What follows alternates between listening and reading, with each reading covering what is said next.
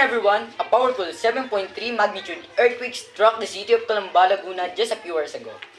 The National Disaster Risk Reduction Management Council, the NDRMC, reports that the earthquake caused at least 13 deaths and approximately 230 citizens were injured. Civic says that the earthquake epicenter was in the nearby city of Santa Rosa, Laguna, northeast of Calamba.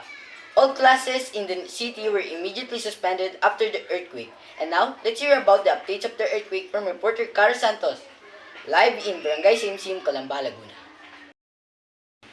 Yes, Kirby. The city of Calamba, Laguna, recently just experienced a devastating 7.3 magnitude earthquake a while ago on about 11:35 a.m. I am currently standing at the barangay of Simsim, which had the most fatalities out of all the barangays in Calamba. The local barangay reported at least 3 deaths and 39 injured citizens, which are taking medications right now in this area. The local residents reported that the earthquake caused their homes to collapse, which led to 3 people having severe injuries. Ako nakaranas sa ganito kalakas na lindol. Nasugatan niya isang kapatid pero buti na narescue agad siya. Nadala agad siya sa klinik para magamatan ng doktor yung sugat niya.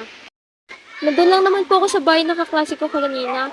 Di ko nga po alam kung ano pong gagawin namin kasi po bigla pong lumindol.